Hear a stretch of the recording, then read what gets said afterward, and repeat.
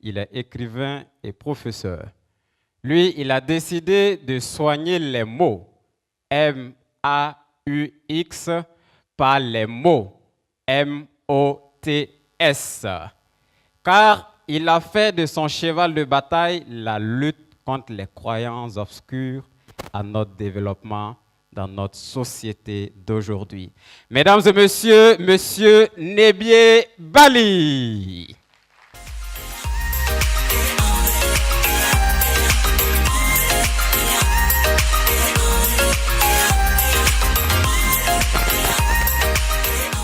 Je voudrais tout simplement, ensemble, faire un constat avec vous.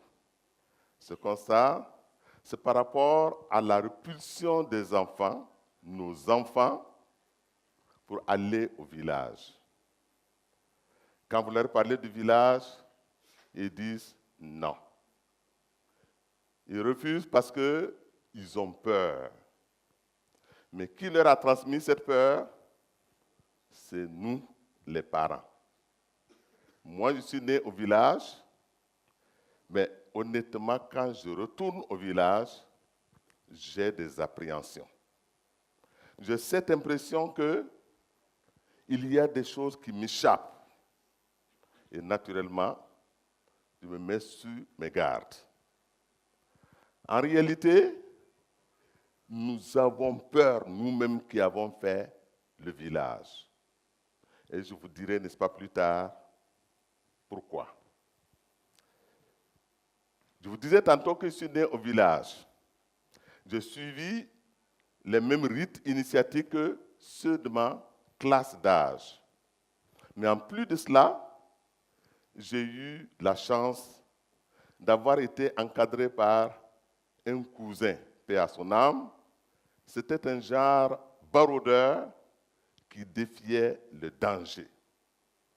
Il m'a fait découvrir des endroits, en l'occurrence l'univers des devins, l'univers des féticheurs et d'autres univers inimaginables. Alors pendant ces découvertes, moi j'observais. J'observais en prenant toutes les précautions, parce que l'observation est interdite. Quand un féticheur égorgeait le poulet, j'observe pour voir comment il fait. Ensuite, à un certain moment donné, je me suis retrouvé avec des interrogations. Quand je suis devenu étudiant, j'ai commencé à faire des recherches pour comprendre, pour satisfaire ma curiosité. Et naturellement, la lecture m'a beaucoup aidé à comprendre les phénomènes. J'ai fait des recherches au niveau de l'Afrique centrale, c'est-à-dire la sorcellerie, au niveau de l'Europe et même en Asie. À travers ces recherches, j'ai compris une chose. Et quand j'ai compris, au village, on dirait qu'ils ont su que j'ai compris. Et quand on se rencontrait, ils me regardaient d'une certaine manière, comme s'ils me suppliaient, pardon, ne dis pas. Et moi, je les regardais, je leur dis, je vais dire. Eh bien, à un certain moment donné, j'ai attaqué, j'ai écrit un premier livre. Ah, ils ont dit, c'est pas possible ça. Un deuxième livre est tombé. Ah là, ils étaient presque KO. Je vais maintenant vous dire ce que j'ai découvert. Dans chaque village, il y a deux mondes. Il y a le monde des initiés et le monde des profanes. Les initiés sont très bien organisés. Chaque initié sait qui est qui et sait qui fait quoi dans le village. Les profanes ne comprenaient rien de ce qui se passe en fait dans le village. C'est comme des aveugles qu'on tire, n'est-ce pas, par leur bâton. Les initiés, c'est eux qui manipulent tout. Ils font des montages. Si vous prenez par exemple le cas de ce qu'on appelle les feux de sorciers, ce sont les initiés qui organisent ça. Ce sont les initiés qui vont organiser tout cet environnement de peur au village. Ce sont les initiés qui vont monter des scénarios dans lesquels vous allez trouver, par exemple, des hommes qui sont en train de se transformer en animal ou en autre chose. Mais c'est eux seuls qui savent de quoi il s'agit. Les profanes ne sont au courant de rien. Et parmi ces profanes, ils refusent absolument tous ceux qui sont allés à l'école. Du moins, au niveau des initiés. Ils ne veulent pas de quelqu'un qui a fait l'école parce qu'ils ne peuvent pas avoir le contrôle sur ce dernier. Alors, la conséquence, nos intellectuels qui sont là, qui, devant certains phénomènes qui relèvent même de la superstition, sont prêts à dire « Ah, c'est vrai, ce sont les mystères de l'Afrique. » En fait, ils sont manipulés. Ils ne savent pas ce qui se passe dans les villages. Par rapport à cet argument que les intellectuels avancent, quel que soit le phénomène que vous leur présentez, ils disent « Ah, écoutez, hein, ce sont les mystères de l'Afrique. » Je voudrais tout simplement dire ceci. Tous les continents qui sont sur la planète Terre obéissent aux mêmes lois physiques, chimiques et biologiques. Il n'y a rien de particulier pour l'Afrique. Les mystères qui ont été décrits sur notre continent ont été observés sur les autres continents. La seule différence, c'est que sur certains continents, des mystères ont été élucidés, les connaissances ont été mises à la disposition des populations. Mais chez nous, en Afrique, ces mêmes mystères ont été élucidés, mais les connaissances ont été monopolisées par un groupuscule qui en fait du moins un pouvoir. Et donc, vous avez l'impression que ces fameux mystères n'ont pas été élucidés en Afrique. Non. Je prends le cas, par exemple, de ce qu'on appelle le feu follet. Le feu follet, c'est ce que nous appelons, par exemple, ici, les feux de sorciers. En réalité, qu'est-ce que c'est? C'est une flamme que l'on observait dans les cimetières, dans les zones marécageuses. Elle résulte tout simplement de la combustion d'un gaz provenant des fermentations au contact de l'oxygène. Aujourd'hui, vous allez en Europe, vous leur dites, mais le feu follet, mais les gens ont classé ça depuis longtemps, mais c'est toujours d'actualité chez nous. On continue de parler, n'est-ce pas, de feu de sorcier. Ça veut dire que les mêmes groupuscules qui ont monopolisé, n'est-ce pas, les connaissances, s'en sont accaparés et ont commencé à alimenter la peur avec cette histoire de feu follet. Entre parenthèses, les gens n'ont même plus le matériel pour produire ces feux. Aujourd'hui, ce sont les lampes chinoises qui sont utilisées pour faire les feux follets au village. Alors, vous voyez un peu, prenons le cas maintenant, concrètement la sorcellerie. Je voudrais tout simplement dire, la sorcellerie n'est pas un phénomène exclusivement africain. Toutes les sociétés du monde ont connu cette pratique. Nous allons prendre le cas de l'Europe. Jusqu'au XVIIIe siècle, les Européens non plus ne connaissaient pas les microbes pathogènes. Lorsqu'ils étaient confrontés à des problèmes tels que la peste, on accusait des sorcières. On les torturait jusqu'à ce qu'elles avouent. Ensuite, elles passent au bûcher ou à la potence.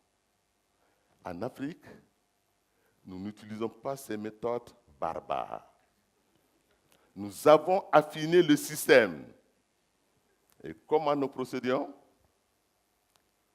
C'est tout simple, on agit sur le mental des populations.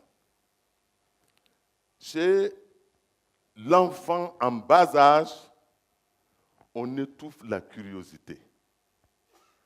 Chez l'adulte, on réprime la curiosité.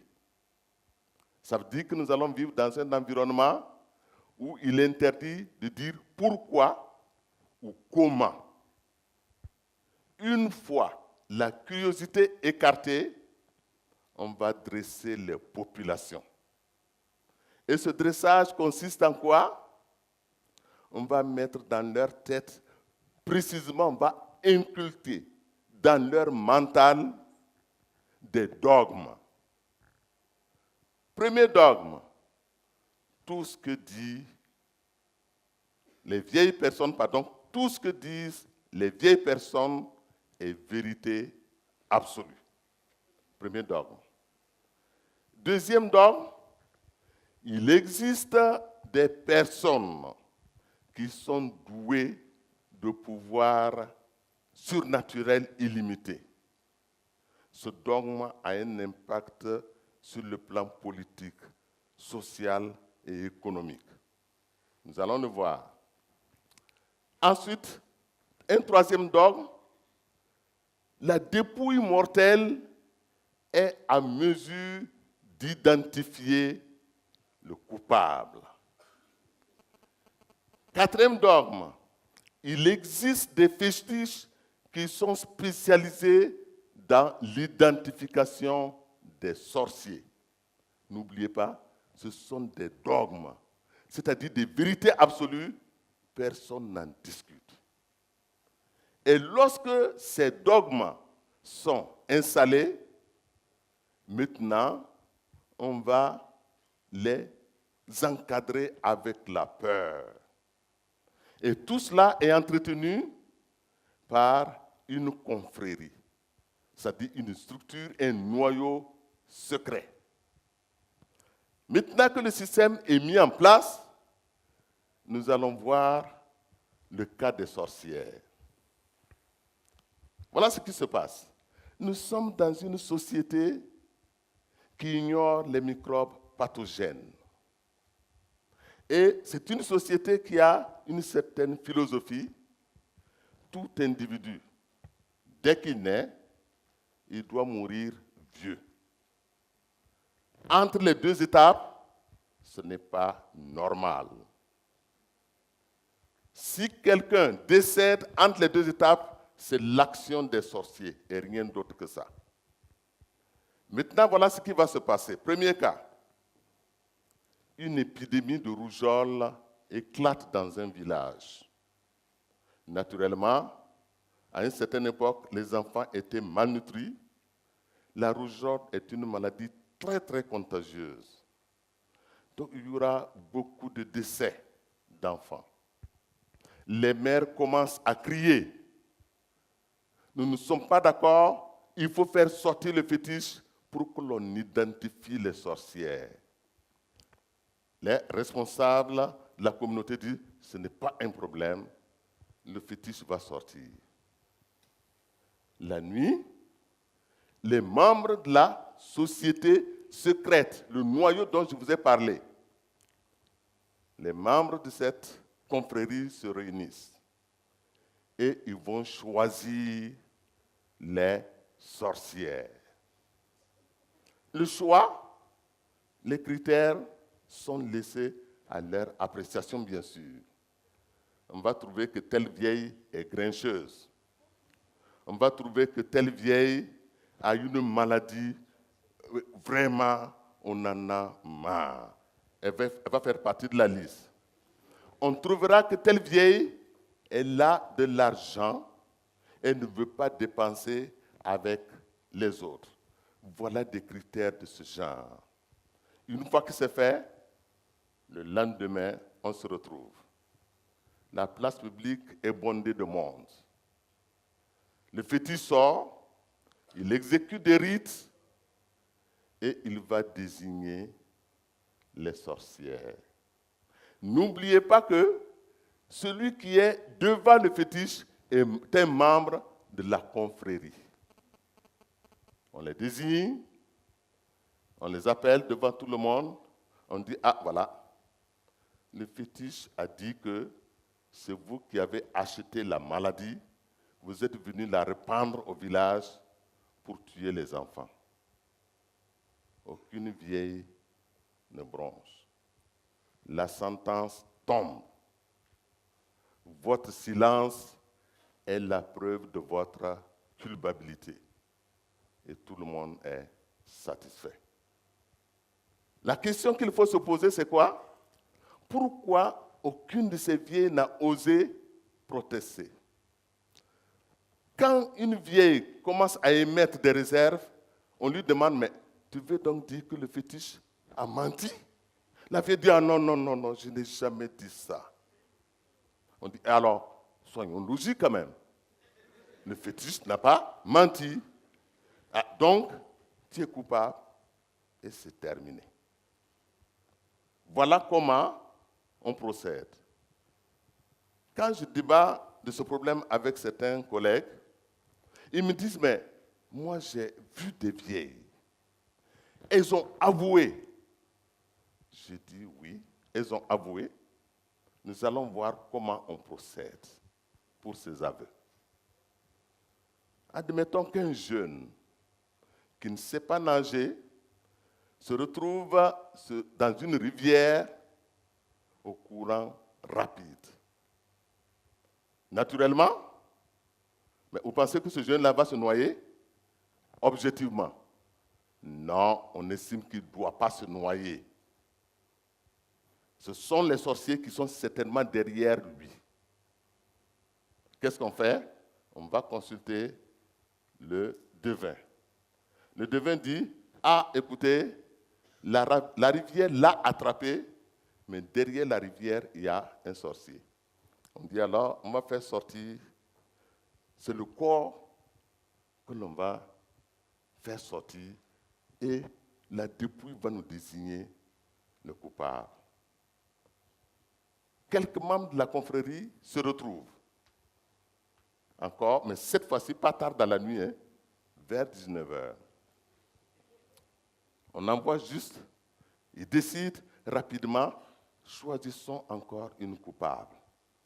Ce sont les mêmes critères. On choisit la coupable. On peut même lui adjoindre 2 complices. Et on envoie l'émissaire pour rencontrer la première coupable. Il arrive dans la cour, ah, c'est juste un bonsoir. Parce que ce n'est pas la première fois qu'il vient là-bas. Et il dit rapidement, quand il va voir la vieille, il lui dit, bon, écoute, c'est toi la coupable de la noyade de l'enfant. Voilà tes complices, on donne les noms. Eh bien, demain, devant le public, tu vas l'annoncer. Mais attention, ne joue pas la plus maligne. Sinon, un de tes enfants aura mal à la tête. Et le gars repart incognito. Ah, il dit qu'il était venu juste pour un bonsoir. Le lendemain, on prépare le corps. On va l'attacher et des gens vont le porter. Rappelez-vous, celui qui est devant, il est un membre de la confrérie. Il faut toujours vous dire, quand on parle de port de cadavre, celui qui est devant est un membre de la confrérie. La dépouille, ceux qui portent la dépouille, vous les voyez. Ils viennent, ils courent partout, ils transpirent abondamment, la bave court, les yeux sont éjectés de sang. On dit, c'est le cadavre totalement dépourvu d'énergie qui est en train de les malmener. Une fois qu'ils arrivent maintenant devant le public, il y a toujours quelqu'un pour intervenir et il dit, écoute là. Il s'adresse au cadavre, hein. Celui qui t'a mis cette honte-là, sors-nous-le. Le cadavre, ceux qui portent le cadavre, ils vont courir. Ils vont aller bousculer la vieille qui a été choisie. Ah, la vieille, on l'attrape, on l'amène devant tout le monde. On lui dit, mais le cadavre est en train, c'est toi que le cadavre a accusé. La vieille dit oui. Effectivement, c'est moi qui ai mangé son âme. Et quand je pourchassais son âme, j'ai dû demander l'aide de 2 autres. Elle donne les 2 noms. Ils m'ont aidé à pourchasser. Après, je leur donnais leur part. Tout le monde est content. Cela confirme et consolide l'infaillibilité de la dépouille mortelle. Voilà comment on procède. Tous ces intellectuels qui se laissent rouler dans cette histoire et qui disent non, non, non, elle l'a avoué. Et effectivement, elle l'a avoué. Faisons des efforts de réfléchir. Je voudrais vous dire ceci. Toutes ces vieilles femmes qui ont été accueillies dans les centres et n'ont commis aucun crime. Aucune n'a mangé l'âme de personne. Leur seul crime, c'est d'avoir vieilli sans avoir un soutien. C'est le seul crime qu'elles ont commis. Quand on dénonce ces pratiques, il y a des intellectuels qui disent « Ah non, non, non, n'est bien tu t'attaques aux coutumes. » Je leur dis des coutumes qui vont brimer des innocents, je vais dénoncer. Et ces pratiques auxquelles nous assistons aujourd'hui sont illégales. C'est parce que tout simplement nos autorités ont une peur bleue de ces structures-là. Il y en a qui en profitent également pour des objectifs tout simplement électoraux. Je voudrais juste dire que dans ce système qui a été conçu, l'entrepreneuriat n'a pas sa place parce qu'il ne faut pas émerger. C'était un système d'embrigadement. Il faut que tout le monde marche au pas. Donc celui qui veut entreprendre, mon jeune frère Désiré, il était professeur comme moi. Il avait une moto certainement pas des plus formidables. Aujourd'hui, il circule en voiture. Des gens diront, n'est-ce pas, depuis quand du miel a produit, n'est-ce pas, a permis à quelqu'un d'avoir une voiture. On va commencer à dire, d'ailleurs même l'histoire de ces abeilles-là, ce n'est pas clair. Est-ce que ce sont des vraies abeilles? Et tout cela, c'est pour détruire. Je voudrais dire aux jeunes entrepreneurs de s'armer de courage et de détermination. Même ceux qui vont réussir, on va les accuser d'avoir vendu les âmes de leur mère ou de leurs enfants pour s'enrichir. Des gens qui devraient servir d'exemple pour les autres jeunes. On les met au banc des accusés. Je voudrais, enfin, pour conclure, dire aux jeunes, vous avez le devoir sacré de construire un monde meilleur. Un monde dans lequel tout le monde, surtout les personnes fragiles, vulnérables, vivent en paix et s'en aillent en paix. Un monde dans lequel les jeunes vont pouvoir tous s'épanouir pleinement. Le préalable, vous devrez prendre ce courage de vous libérer de ces lourdes chaînes qui vous retiennent. Ces chaînes, ce sont les croyances superstitieuses. Pour ce faire, passez en revue toutes nos coutumes. Et à partir de là, vous allez les soumettre à des analyses critiques rigoureuses. Vous ferez ensuite votre choix. Tout ce qui n'est pas d'actualité, vous mettez ça de côté. C'est à ce prix que l'Afrique noire, notre Afrique, participera de nouveau à l'édification d'une civilisation universelle. Je vous remercie.